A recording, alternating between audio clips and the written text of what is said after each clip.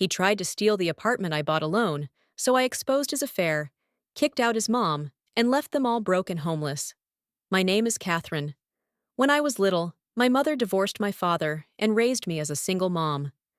We weren't wealthy, and even as a child, my dream was to become rich and live in a high-rise apartment. So I studied hard and worked part-time while in school, eventually getting into a medical university. Afterward, I obtained my medical license, and after working in plastic surgery, I'm now working as a cosmetic surgeon. Even after my salary increased significantly, I continued saving diligently without wasting money. By the time I was 30, I had saved enough to buy a high-rise apartment.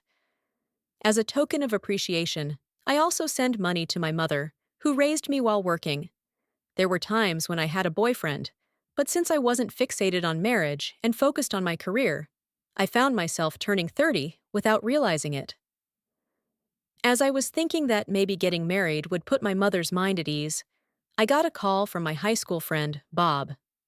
Bob and I used to hang out a lot, but we naturally lost touch after entering college, and we hadn't had the chance to meet since then. Feeling nostalgic, I decided to meet up with Bob. When I saw Bob after a long time, he seemed calmer than in high school, and I felt that we had both grown up.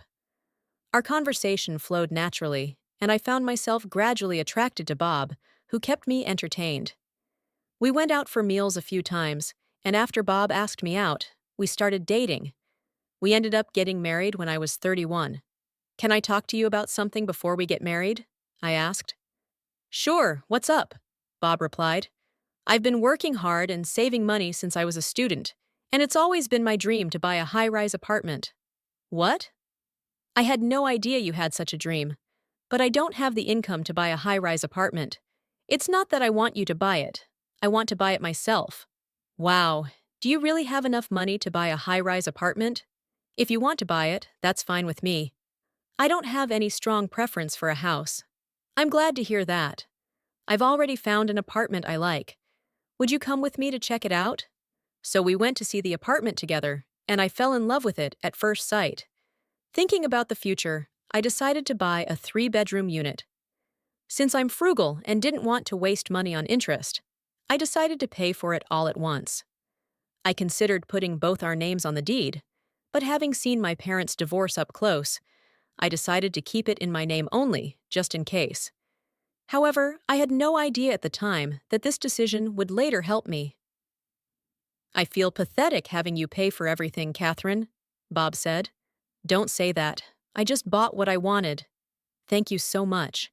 I don't know if I deserve to live in such an amazing place. When we first moved in, Bob was hesitant, and I regretted buying the high-rise apartment a little. Maybe buying the apartment before getting married hurt Bob's pride, but having watched my mother since I was a child, I never felt the need to rely on a man, whether it was a good thing or a bad thing. People get used to their environment. And within a week, Bob started to enjoy living in the high-rise apartment. Seeing Bob excitedly going to the gym on the first floor, or taking the elevator to the top floor for no reason, like a child, reminded me of his innocent side in high school. He still has a childlike side. I couldn't help but find Bob adorable. As we began our married life, I made an agreement with Bob. We would each manage our own finances instead of having a joint account, split the living expenses equally, and we would save $200 each month jointly. Bob was reluctant at first, but after I convinced him that we would help each other if needed, he agreed. A few weeks later, we registered our marriage and started our newlywed life. Nice to officially be with you, Bob said. Yes. Looking forward to it? I replied. Our newlywed life was going well. Both Bob and I were busy with work, but on our days off, we enjoyed watching movies at home or spontaneously going on day trips, making every day fun. One day, Bob asked me about a dinner party. We didn't have a wedding, right? I want to introduce you to my college friends on our next day off. Can I invite them over? Sure, that's fine. I never really dreamed of having a wedding and had few relatives, so we decided not to have a wedding ceremony to avoid making my mother feel uncomfortable. Bob's mother, Sarah, complained a bit, but his father convinced her, and since Bob wasn't enthusiastic about it either, We just took some wedding photos, and that was it. So I hadn't met most of Bob's friends, and I thought this dinner party would be a great opportunity. On the day of the dinner, 2 men and 2 women were coming over, and I nervously greeted them. Hello, welcome, come on in. Everyone make yourselves at home. Nice to meet you. I'm Catherine. Nice to meet you. Bob, you did well. She's beautiful. This place is so spacious and clean. Everyone was sharing their thoughts. Bob, this house is amazing. Yeah, it was tough. I saved up little by little. What?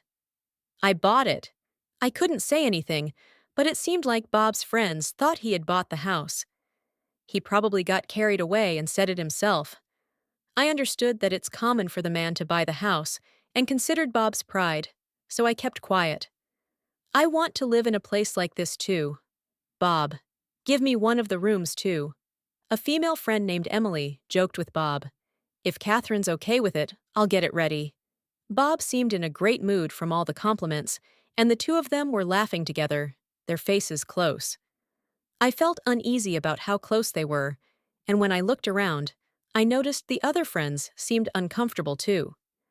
Then Emily suddenly turned to me and said, "It's great that Bob bought you such a nice house." What is that supposed to mean? It's like she's saying you didn't do anything. I contributed money too. I paid for all of it. I was angry at Emily's attitude and wanted to counter her, even just a little. Oh, really?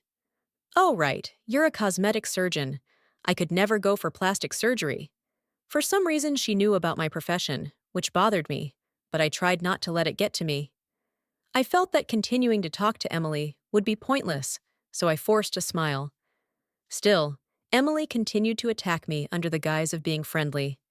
Bob, don't let Catherine boss you around. Catherine, if you need to know anything about Bob, just ask me. I know him best. Throughout the rest of the dinner party, Emily kept making tactless comments, and the other friends had to step in to smooth things over. The atmosphere became uncomfortable, and we ended the party early. Emily left, looking bored. That was fun. Catherine, you must be tired, right? Bob said. Thanks. I'm a bit tired, but it's okay. Emily is really something. Yeah, she's really cute. I intended my comment to be sarcastic, but Bob complimented her. What? Oh yeah, she's cute, but Emily is always very close with people.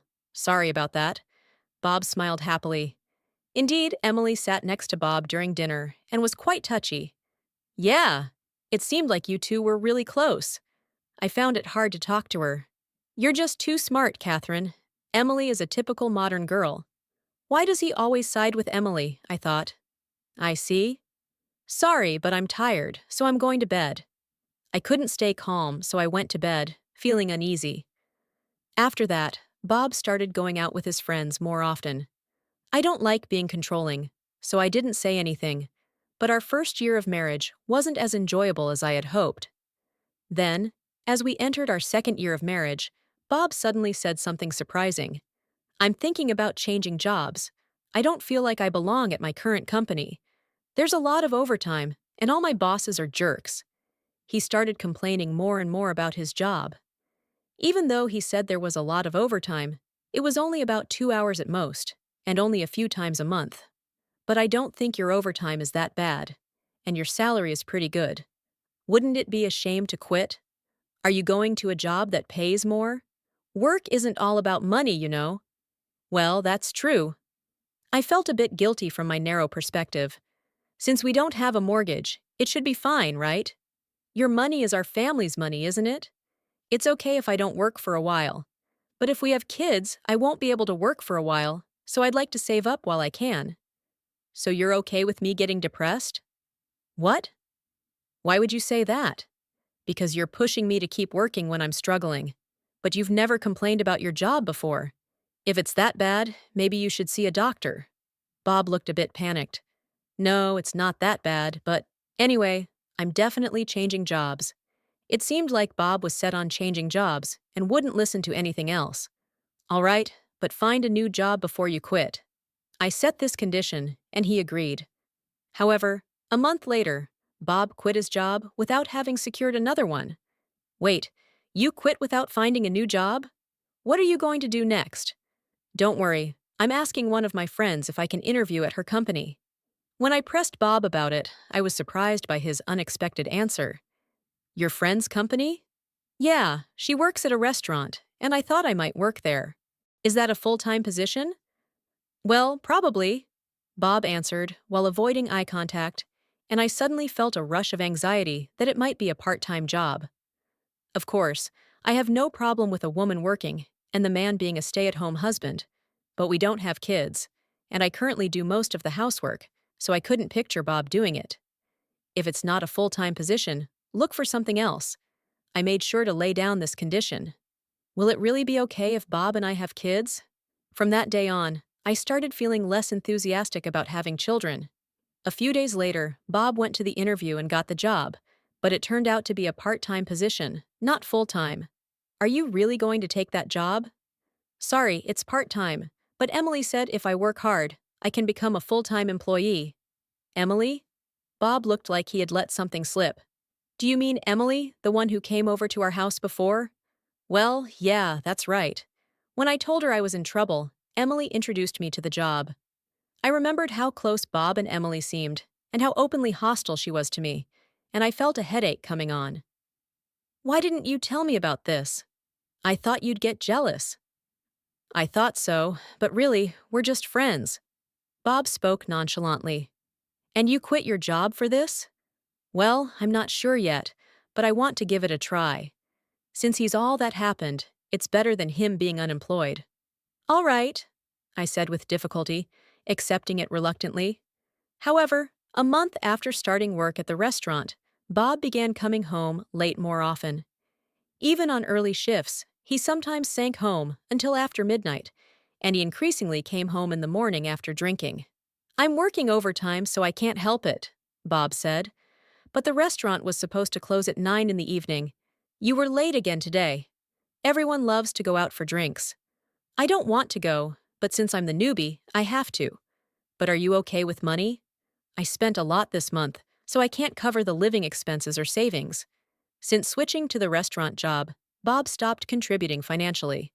It's one thing if he couldn't pay because of a lower income, but he was spending all his money on drinking, and I was shocked by his lack of planning. Make sure you pay next month. I know, Bob said with a carefree smile. However, he continued going out drinking and coming home in the mornings, not changing his behavior. I kept covering the living expenses, and since Bob wasn't saved the agreed $200 each month, I stopped saving as well. What are we going to do in the future? As I was feeling anxious, an even greater tragedy was about to strike me. Catherine, I need to talk to you. What's up? My mom is getting a divorce, and she wants to live with us. A divorce? Yeah, according to her, my dad is cheating. But my dad says he's fed up because she just lies around all day and doesn't do any housework or work. I thought his dad might be right. When I visited their home, it was always messy. I had never seen Sarah cook. She always ordered takeout. Sarah also had a sharp tongue and was very blunt, so I didn't like her much. The idea of living with her was unthinkable to me. I'm sorry, Bob, but living together would be tough for me. Why? I'm not close to Sarah, and I'm not confident I could get along with her. I see, Bob said, looking at me coldly. I've thought this for a while. But you're a cold person, Catherine. His comment made me snap. How can you say that? Why should I take care of your mom when you're not even contributing to our living expenses? What? How can you say that? I'm spending money on socializing. These connections will help with my future job. Your mind is always on money, Catherine. He hit a sore spot, but it was his behavior that made me think this way. There's a spare room, so it's fine, right? Okay, but only for 3 months. Sarah should be able to find another place to live in that time. If that's the case, then fine. You're so stingy. All right. So we ended up living with Sarah temporarily, but from the first day, she had a nasty attitude toward me. Catherine, it's been a while. I haven't seen you in so long. I almost forgot your face. You've aged, haven't you? Nice to see you again. I've been busy with work and haven't had time to visit. I couldn't believe she was acting like this when she was going to be living in my house. Mom, don't say things like that. Here, you can use this room. I was also angry at Bob for laughing it off. This house is amazing. Once you live here, you can't go back to other places. Catherine, are you doing some dangerous work or something? Her crude laughter echoed. If I don't find her a place soon, my sanity won't hold up. Make sure to find a place quickly and ask her to move out, I whispered to Bob, who looked annoyed. Living with Sarah, who didn't even say thank you or nice to see you, was going to be tough. Bob probably wouldn't side with me. As expected, living with Sarah was truly challenging. Dinner is ready. Please help yourself. Oh, how fancy. It doesn't look very tasty, though. I'm sorry. I hope it suits your taste. It seems a bit off. Sarah would criticize my cooking but still ask for seconds. Moreover, when I was cleaning, she would yell at me. Hey, I can't hear the TV. Are you doing this on purpose to annoy me? I'm sorry, I have to clean now because I have to go to work soon. Can't you do it after you get back? Are you hinting that you want me to leave? She would yell and boss me around no matter what I did. I was so stressed that I asked Bob to do something about Sarah's attitude. Mom is hurt from the divorce. Let her have her way a little. There was no way she seemed hurt at all. Sarah just watches TV all day and doesn't help with anything. Mom is a guest. She doesn't have to do housework. Bob always sided with Sarah, but he didn't take care of her and still came home late, just like before, which made me angry. His current salary was only half of what he used to make, around $2,000 a year. Despite this, he spent his nights drinking and didn't help with the housework. Bob, you need to help with the housework. It's harder with an extra person, and I'm busy with work too. I'm busy with work as well. I'm working hard as the breadwinner. Breadwinner?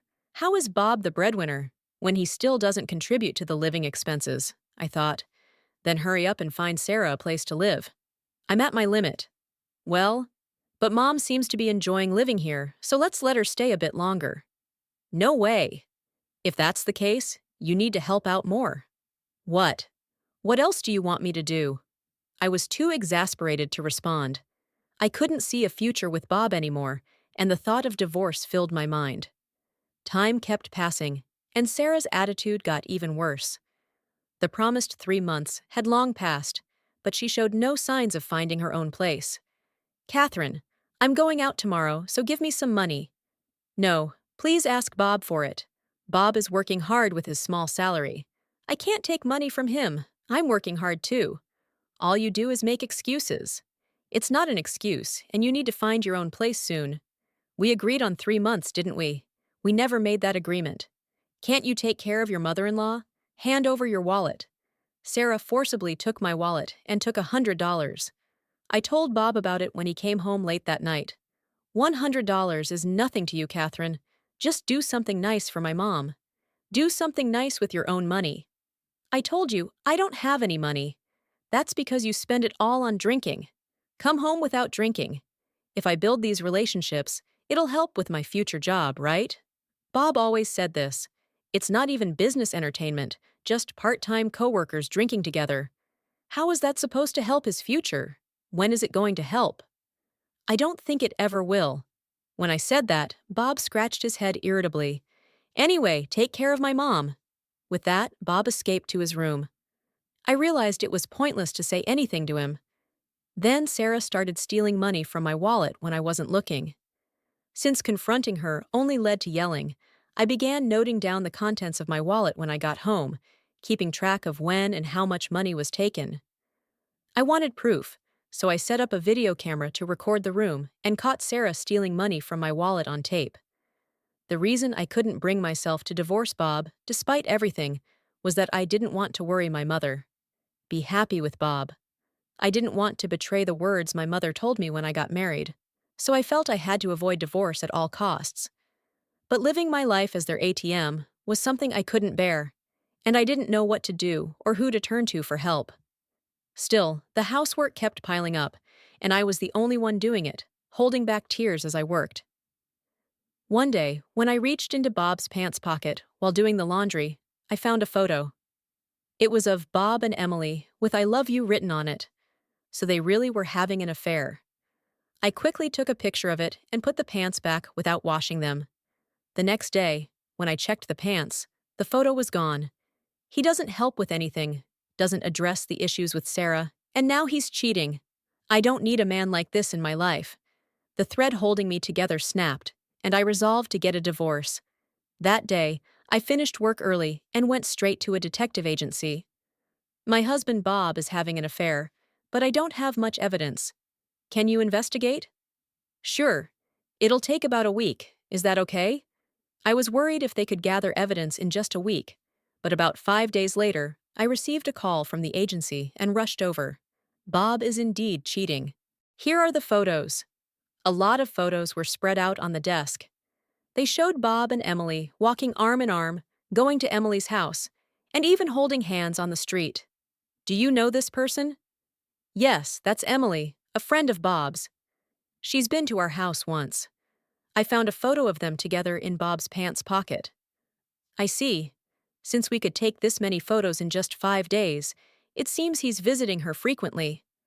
I took the evidence to a lawyer and started the process of getting a divorce. That night, I called my mom. Hello, Mom. How have you been? I'm good. I'm so happy you called. How are you, Catherine? Hearing her voice, I started to cry. Catherine, are you okay? Did something happen? I want to get a divorce. I'm sorry. I couldn't be happy. Crying, I told my mom everything that had happened. She listened without interrupting and stayed with me until the end. You don't need to stay with someone who doesn't value you. It's okay to leave and find happiness afterward. You don't need to apologize. Thank you, Mom. She kept talking to me on the phone until I stopped crying, and listening to her voice, I realized that she was the only family I needed. A few days later, I was sleeping in my room when I woke up to the sound of Sarah and Bob talking. Sarah's voice was loud, so I could hear everything. Hurry up and get Catherine out of here. I know. I think Emily will love living here. I quickly turned on my phone's voice recorder. The mortgage is paid off, right? Just get Catherine out and let Emily move in. Bob, make sure your name is on the deed. Oh, I can just change it without her knowing. Change the name on the deed? I didn't know what they were planning, but I needed to gather all the house documents quickly. Emily is much nicer than that arrogant Catherine. Bring her over next time. Got it. Once we get divorced, I'll get half of Catherine's money and we'll be rich. Exactly. Just get all her stuff out of the house. That sounds like a plan. Their voices were loud and clear, and I got everything recorded. I was determined not to let them take my house or money. The next day, I consulted my lawyer again and came up with a plan. They'll have to pay for betraying and using me all this time. From then on, I continued to act as if everything was normal so they wouldn't suspect my plans. I pretended that Bob's affair and Sarah's abusive words didn't bother me. I endured it all with the thought that I would never forgive them. A few days later, their plan to kick me out was put into action. My belongings were piled up in the entrance. Today is the day, right? I deliberately pretended to be surprised and raised my voice. Of course, I had my voice recorder on. Hey, Bob, what is this? You're finally back. We packed your stuff for you, Sarah said. What is going on? It means get out of here. You don't have a room here anymore. Starting tomorrow, this will be Emily's room. Unlike you, Emily is charming and cute, the perfect wife for Bob. We don't need you. Isn't it strange for me to leave? Shut up. You're always talking back. That's why Bob is fed up with you, Sarah shouted with a scary face. When I looked toward the back of the room for Bob, he approached me with a pleased look on his face. Surprised? It's your fault. Here, take the divorce papers. This was exactly what I wanted. Really? That's perfect because I want a divorce too. But this house is mine, you know. When you get divorced, it's normal for the wife to leave. Don't you even know that? So neither of you are leaving, understood? For now, I'll leave today. Not just today. Leave forever. To make sure they hit rock bottom, I packed my things and left. That night, I stayed at a business hotel and filled out the divorce papers, submitting them first thing in the morning. Then, I went straight to my lawyer. I finally submitted the divorce papers. Please send the invoices for the alimony. They're already prepared. My lawyer sent an invoice of $220,000 to Bob, and $220,000 to Emily. And we also decided to demand $5,000 from Sarah as compensation for the money she had stolen. I then went to a real estate agent and signed the sales contract for the apartment. A few days later, I got a call from Bob. "What the hell is this? Why do I have to pay alimony, and what's this about eviction? I found plenty of evidence of your affair, so you owe me alimony. And since the divorce is finalized, I sold the apartment because I don't need it anymore. The real estate agent wants to clean it up and sell it quickly, so you need to move out." I had a real estate agent I knew show the apartment and put it up for sale while Bob and Sarah were out. Of course, it was priced lower than the market rate due to the circumstances, but I didn't care. I had considered keeping the apartment, but the thought of living where they had stayed made me sick, so I decided to sell it and kick them out. "What are you talking about? You can't sell it without my permission, and I didn't cheat." Don't make me laugh. That apartment was bought with my money and is under my name from before we got married, so I have every right to sell it. As I spoke, I sent the affair photos to Bob's messaging app one by one. "What is this? I'll apologize for the affair, but please spare the house." Spare the house? It's my house, and you didn't even contribute to the living expenses. You even cheated on me. You have no right to live there. Then I received a message from Bob. It was a photo of the house deed with Bob's name handwritten on the ownership section. Look, my name is on it too. Did you write that by hand? Do you seriously think that would work? But when I asked them to change the name, they said I couldn't do it without you. I thought this might work. I was astonished by Bob's ignorance. If you think that's going to work, why don't you ask a lawyer? By the way, that's a fake deed I made on my computer after hearing you talk. I left it there on purpose. What the hell? You tricked me. Where are we supposed to live now? That's not my problem. Maybe a hotel or a cheap apartment. Then I could hear Sarah yelling in the background. My mom is old. Don't you feel sorry for her? If she can yell that much, it means she's healthy. Have her get a job somewhere. What a woman. Better than a man who doesn't pay for anything, cheats, and tries to steal my house. Now pay the alimony quickly, or should we settle this in court? I don't have money for a court case. Please, at least lower the alimony. Bob's voice sounded like he was about to cry. The alimony is standard, so don't worry, but I need it all at once. If that's not possible, let's take it to court. I'll win though, no way. I heard Bob's weak voice, but I felt no sympathy. Don't be ridiculous. Suddenly, Sarah took the phone. "Oh, it's good to hear you're doing well. Please return all the money you stole from my wallet. I have footage of you stealing it. The money and the apartment are mine. You really are an insolent woman." "Yes, I'm insolent, and I will never forgive you. From now on, contact me through my lawyer." Even though they called me repeatedly after that, I ignored all their calls. When it got too persistent, I had my lawyer give them a warning call, and the calls stopped immediately. I successfully divorced Bob and sold the apartment. Later, the real estate agent contacted me because they wouldn't vacate the apartment, so I hired movers to retrieve my belongings and headed over there. I unlocked the door and entered with the movers. "Catherine, what are you doing here?" "That's my TV." Ignoring Bob and Sarah, I began the moving process, one item after another. "Stop it." Then Emily approached me. "Catherine, please stop. I want to be happy here with Bob." "I see, but this is my house, and I've already sold it. You have no right to live here, so please leave. You can live together if you buy them this house." I said this and packed all my belongings into the truck. Emily seemed shocked to learn that the apartment was mine. "You have 1 week to move out. After that, the real estate agent will remove the rest of your things and change the locks, so I suggest you leave soon." I closed the door and took a deep breath. It's finally over. A wave of accomplishment and exhaustion hit me. I moved to a distant place to ensure I would never see Bob and Sarah again. Later, I heard that they quickly found an apartment and moved out. I gave them a week's grace period, which was more than enough, since I could have had them forcibly evicted. They should be grateful. Emily, thinking she could live in the high-rise apartment, immediately broke up with Bob when she found out she couldn't. Bob paid the alimony immediately after the divorce, but Emily never got to live in the high-rise apartment, so she searched for me, claiming I had deceived her and demanding my money back. But she couldn't find me. In the end, she resorted to threatening Bob, which led to her being reported to the police.